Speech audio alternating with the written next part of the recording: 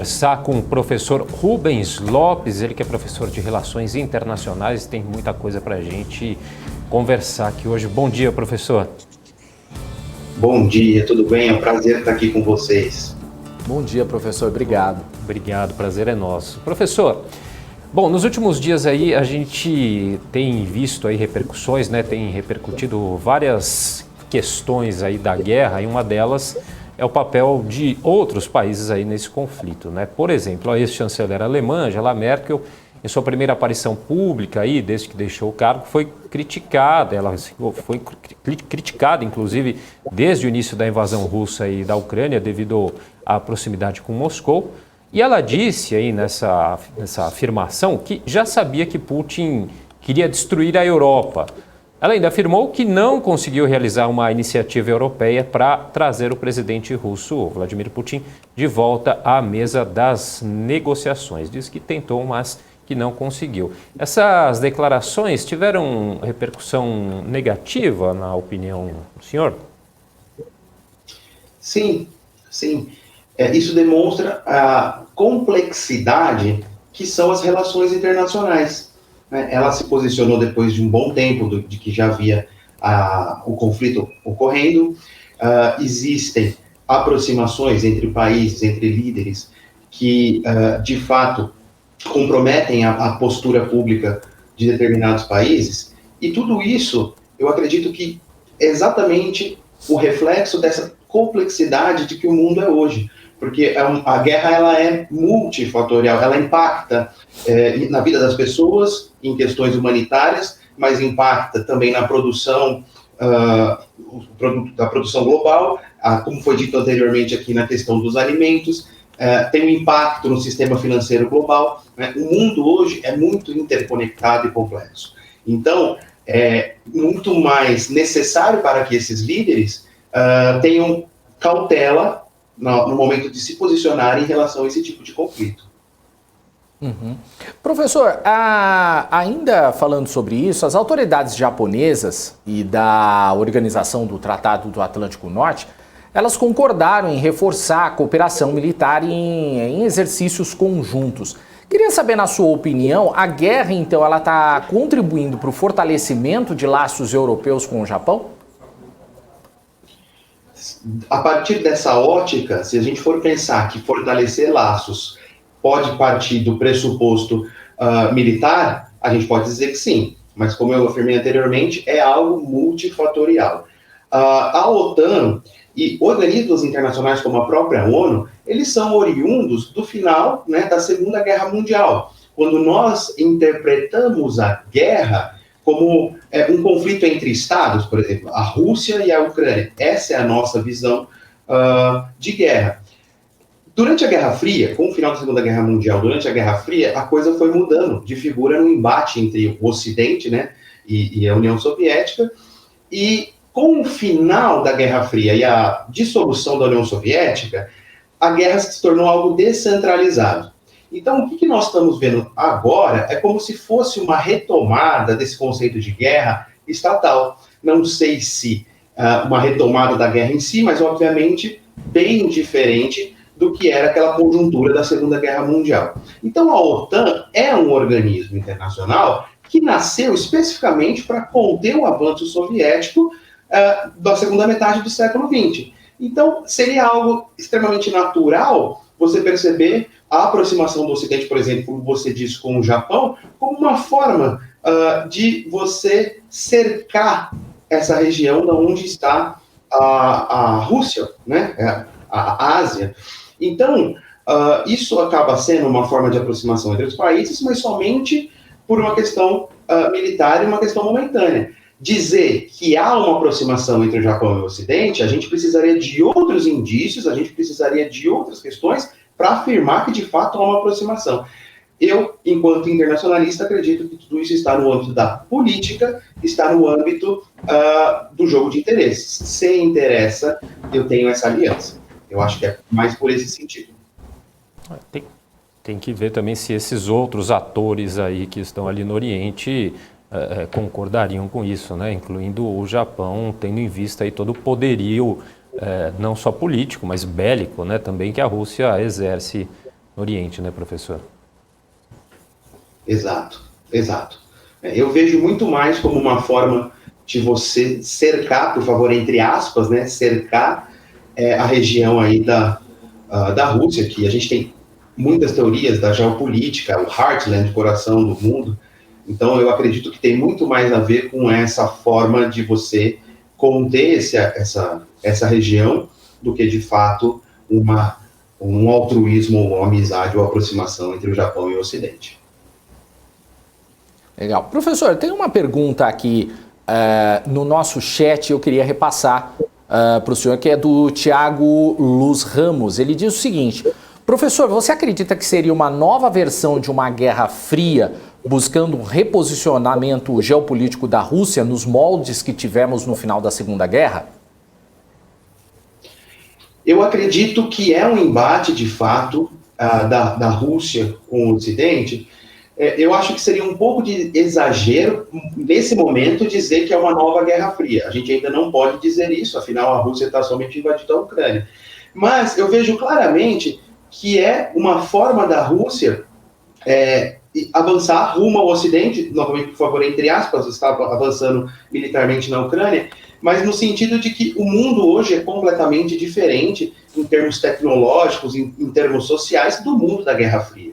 Então, por exemplo, hoje, a questão da tecnologia de comunicação, a questão dos armamentos, a questão de que os estados hoje estão muito mais preparados em termos militares, nesse sentido da tecnologia, eu digo, do que naquele contexto de Guerra Fria, porque falávamos em espionagem, falávamos nisso. Então, pode ser, de fato, uma forma da Rússia tentar reocupar esse espaço ou tentar conquistar um espaço que sempre almejou, mas não necessariamente podemos afirmar que é um começo, ou um recomeço, ou retomada de Guerra Fria. Talvez, mais à frente, a gente não sabe. Mas, nesse momento, eu acredito que isso ainda é um pouco cedo para afirmar. E, enquanto isso, a gente vê, mais do que negociações aí no campo diplomático, demonstrações de força, né? Tanto de um lado quanto de outro, né? Inclusive da OTAN, aí, que realiza operações ali operações marítimas no Mar Báltico, né? Operações aí que vão pelo menos até o dia 17 de junho. Até que ponto esse tipo de iniciativa acaba colocando mais lenha na fogueira, digamos assim, né, professor? Incitando aí mais esse conflito. Eu acho que você foi muito feliz na sua expressão aí de colocar lenha na fogueira. É mais ou menos assim: olha, estamos aqui do seu lado. Olha, estamos fazendo o exercício militar do seu lado. Ó, se precisar, a gente vai, a gente tem poderio militar. Aí fica muito nesse sentido de demonstração de poder, né? E isso é um dos lados desse conflito, né? Nós podemos falar também do exercício de demonstração de poder no campo econômico, por exemplo. Vamos falar de sanções, né? Ó, o Ocidente pretende fazer sanções, o Ocidente está fazendo isso, e a gente não vê o Putin tirar o pé, né? Então, talvez a gente possa ver esse tipo de pressão, hoje em dia, diferentemente do contexto da Guerra Fria e das outras guerras, se dissolvendo em outros elementos, como a diplomacia econômica, a diplomacia comercial e, obviamente, o exercício militar. Então, esse exercício militar que você coloca como um exercício próximo, que você vai acirrar os ânimos, é mais uma forma de acirrar os ânimos, diferentemente do contexto do passado. Professor, ainda falando sobre isso, esses envios de armamento, então, do Ocidente para a Ucrânia, eles ameaçam aí os processos de paz? Há espaço ainda para uma diplomacia? Sim, sim. Há um espaço para a diplomacia. E em termos de relações internacionais, tem uma frase conhecida, né? A guerra é a diplomacia por outros meios. Então, a gente tem que colocar na nossa cabeça que todos os atores internacionais estão buscando o seu espaço no seu interesse nacional. O ator está lá e busca aquilo que lhe interessa. Dificilmente a Ucrânia conseguiria resistir diante dessa ofensiva militar russa sem o apoio do Ocidente. Então, você pode ter certeza que a gente tem as negociações diplomáticas, a diplomacia tem espaço, como nas relações internacionais. Tudo é muito, não tem nada muito claro, há uma complexidade maior, pode ter certeza que existem as negociações diretas e que nós dificilmente veremos nos noticiários. Então, o espaço para conversa, para prática diplomática, sempre tem, é possível. Mas, diante de um conflito como esse, dificilmente haveria uma resistência ucraniana sem o apoio do Ocidente. Então, as duas coisas caminham em paralelo. As relações internacionais, a diplomacia, ela sempre está presente em momentos de conflito, como essa questão da guerra. Isso não significa que não tenha diplomacia, né? Então, as duas coisas podem caminhar aí nesse sentido. E a gente vê, né, no começo do conflito, a gente observou alguns atores internacionais aí muito presentes, caso do presidente da França, Emmanuel Macron, também Boris Johnson, mas que com o passar do tempo, até por questões internas, né, questões domésticas aí, acabaram voltando aí o seu foco mais para o interior aí, dos seus países, né? Agora a gente tem Biden na Cúpula das Américas, né, inclusive com a participação do presidente Bolsonaro hoje. Como anda o papel desses atores ou desses líderes internacionais nesse momento do conflito, professor? Eu vejo da seguinte forma: em relação aos líderes europeus, há uma grande preocupação por conta da proximidade do conflito. Então, se você for pensar nessa perspectiva, o conflito está batendo a nossa porta, né? Boris Johnson e todos eles estão muito próximos do conflito. O Biden e os Estados Unidos é o grande rival da Rússia, um player, talvez ainda seja, né, um dos maiores players, ou o principal player internacional. Isso afeta, de fato, a política externa estadunidense. Então, assim, esses grandes nomes, eles têm que se posicionar, principalmente nos dias de hoje. Não tem como ficar neutro diante de um momento como esse. Então, o que me chama a atenção é justamente isso. De um lado, os líderes europeus, eles têm necessariamente de se posicionar, porque o conflito bate à sua porta, está na sua janela, está muito próximo. Mas os Estados Unidos, enquanto potência ocidental, tem que se posicionar, necessariamente tem que se posicionar para defender essa sua hegemonia. Então não tem como fugir desse conflito. Por isso que muita gente fala, nossa, a guerra acontece lá do outro lado, o que tem a ver com o lado de cada mundo?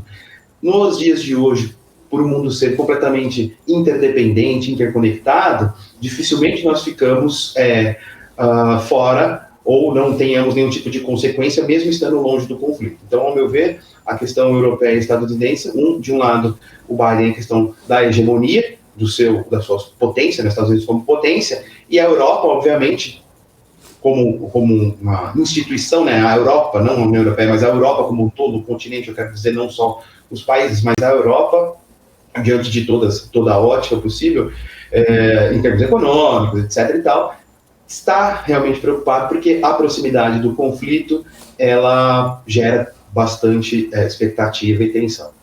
E como que o senhor analisa, só para complementar, né, a posição de Olaf Scholz aí nessa questão, né, que chegou agora recentemente no governo, mas na opinião do senhor, ele devia ter já era hora de ter um papel mais incisivo nessa questão, ou não, está no caminho correto aí de negociação? A negociação é um processo lento. A gente está falando de interesse de nações, a gente está falando de movimentações militares, a gente está falando de concessões e a gente está falando de conquistas. Então, no âmbito internacional, todo o processo de negociação, ele é lento, ele é difícil, porque cada um luta pelo seu interesse. Então, entrar um governo, sair um governo, entrar um player, sair um player, só aumenta essa complexidade. A gente não pode esperar, vamos sentar todo mundo numa mesa e resolver o conflito da Ucrânia nessa tarde. É praticamente impossível, porque são muitos fatores, a guerra é multifatorial. Então, existe aí uma grande preocupação em como equacionar os interesses dos players, dos seus respectivos governos, para que vocês cheguem a uma resolução minimamente seja minimamente interessante para todos, né? O que é muito difícil no meio internacional. O professor, o Calbi Moura, aqui no nosso chat, ele pergunta o seguinte: professor, o senhor acha que a China vai se apresentar como apoiadora da Rússia com mais veemência agora após o lockdown ou vai focar no seu crescimento econômico apenas?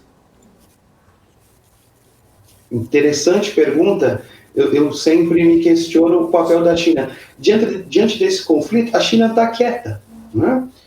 E a China é uma economia que está fazendo frente à economia dos Estados Unidos, né?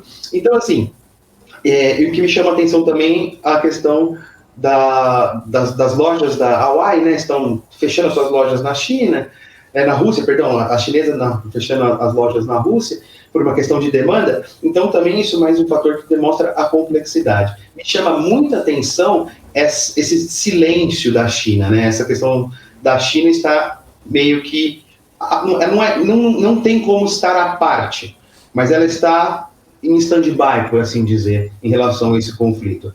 Então, isso me chama muita atenção. Por isso, também, isso me leva a trazer umas outras reflexões que, talvez, o intuito da guerra, obviamente, questões geopolíticas, questões, convicções da própria Federação Russa, buscar esse espaço da Guerra Fria, mas também me chama muita atenção esse conflito que acaba colocando o modelo ocidental, o modelo econômico, né, o sistema financeiro internacional, que é fruto da Segunda Guerra Mundial, de Bretton Woods, encabeçado pelos Estados Unidos, esse sistema financeiro, ele acaba sendo questionado. Então, talvez a questão do papel da China, esse stand-by da China, a China está esperando para ver o que acontece, para saber como vai se posicionar. E aí, ele muito bem coloca a questão do lockdown, ele muito bem coloca a questão da pandemia recente, né, que assolou o mundo todo, que é mais uma variável nessa complexa relação entre os Estados. Teve uma declaração interessante também, importante, né, feita pelo Kremlin hoje, que diz aí que não são esperados mais cortes de gás a clientes europeus, né? Não prevê aí que a Gazprom, né, corte de fornecimento de gás a mais clientes, aí garantindo o plano aí para fazer os compradores pagarem pelo gás em rublos, né, que está a funcionar aí como o pretendido, né? De que forma aí é um ponto positivo aí para na mesa de negociação, professor? Eu acho bem interessante, né? Porque existe um conflito, vamos fazer sanções contra a Rússia fala, não vamos fornecer gás, mas é o comércio internacional, né? O dinheiro tem que chegar, é um serviço prestado, é um produto vendido, o dinheiro tem que chegar. Por isso que eu afirmei anteriormente que me chama muita atenção a forma como isso impacta o sistema financeiro internacional, né? Então, assim, vou cortar todo o gás da Europa, né? O Putin fala, não vai, porque está vendendo, está entrando dinheiro, vou cortar tudo isso, vamos ter sanções disso, sanções daquilo. Então, a questão do comércio, ela é uma questão que, principalmente depois do fim da Guerra Fria, lá no final dos anos 80, início dos anos 90, né, que era do Muro de Berlim, a dissolução da União Soviética, o comércio internacional, a economia internacional, a diplomacia econômica se tornou um elemento central na relação entre os países. Então, por isso que eu também comentei anteriormente, a guerra, ela limita a diplomacia, ela acaba com a diplomacia, de certa forma ela limita em termos de conflito, mas, por exemplo, a diplomacia econômica continua entre os países. Há uma questão militar acontecendo e a sanção é econômica. Há uma invasão, uma questão humanitária, muitas vidas sendo colocadas em risco, a sanção é econômica. Então, isso não fica à parte da negociação. Enquanto um país, por exemplo, a Rússia tentando avançar ao Ocidente, é isso, pode fazer sanção até a página 2. Porque quando passa a comprometer as questões econômicas, como que você mantém, inclusive, o seu orçamento militar, como que você mantém a sua economia, como você mantém a coesão social, né? Então, isso é uma variável que eu acho que tem que ser bem mais discutida em relação a esse conflito do que em outros. Professor, enquanto você estava falando anteriormente, a gente estava exibindo umas imagens do presidente dos Estados Unidos, Joe Biden, porque ele falou aí na Cúpula das Américas, que vai até amanhã, Bolsonaro tá até indo para lá também, já está lá, melhor dizendo, Mas eu queria destacar que ele falou aí na Cúpula das Américas sobre os riscos enfrentados pela democracia no discurso aí de abertura da Cúpula das Américas. Ele deixou claro que a defesa da democracia é um dos principais temas dessa cúpula. Isso é uma forma de mostrar ao mundo que ele vai bater nessa tecla, que ele vai para cima, independentemente do país que vai ser afetado? Sim, e eu acho que tem um algo a mais aí nessa questão quando ele coloca a democracia como elemento central. A democracia foi uma bandeira levantada no próprio momento da Guerra Fria por parte do Ocidente, né? O sistema ocidental encabeçado pelos Estados Unidos é democrático. Quando há a justificativa, por exemplo, dos Estados Unidos, depois do 11 de setembro, em invadir países, ocupar países do Oriente Médio, é para levar a democracia, né? Então, nesse momento, ele pega a mesma bandeira e reafirma, a democracia é mais importante. A democracia é importante, é um sistema consolidado aqui, tem basicamente o Ocidente, a maioria dos seus países democráticos, mas ao mesmo tempo essa bandeira da democracia também serve como uma forma de justificar as suas ações de política externa. Então, sim, isso pode ser uma dica de que a gente vai fazer o que for preciso para levar a democracia, mas nessa ótica estadunidense, nesse modelo ocidental. Tem mais uma pergunta que chega aqui pelo nosso chat, o professor, do Shinichito. Ele diz o seguinte: professor, o Brasil bateu novo recorde na produção de grãos, em especial milho. Isso pode ser positivo para a economia nacional em relação ao momento crítico aí da Ucrânia, que é uma grande fornecedora de grãos para a Europa?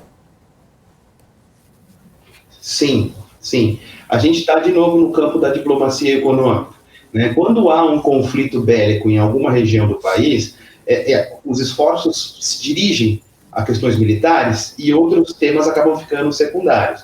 Então, se aquele país fornecia grãos e não vai mais fornecer por conta do conflito, outros vão ocupar esse espaço e vão se beneficiar disso, né? Isso aconteceu também na Primeira Guerra Mundial, na Segunda Guerra Mundial, o próprio Brasil vendeu algodão, etc. e tal, e isso faz parte. Então, em momentos de conflito, essas lacunas que são deixadas por conta do processo militar, por conta dessa dedicação dos países em questões bélicas, acaba sendo ocupado por outros países. A gente tem visto aí também, a pandemia também contribuiu com isso, e há um crescimento do comércio nesse sentido. Por incrível que pareça, a gente teve um aumento aí de cifras de exportação, de comércio internacional. Obviamente, o conflito, por exemplo, vai fazer com que os preços da logística, do transporte, aumente por conta do conflito, etc. e tal. Mas, sim, as lacunas são preenchidas por outros países que podem produzir e podem suprir, se não no todo, mas em parte, a necessidade global. Perfeito. Tá certo. Professor, queria até passar para o senhor antes que o pessoal agradecendo aqui as suas respostas aí, o pessoal gostando muito aí das suas explicações, dos seus comentários aqui no Morning News. Então, já de antemão, muito obrigado aqui pela presença e volte mais vezes.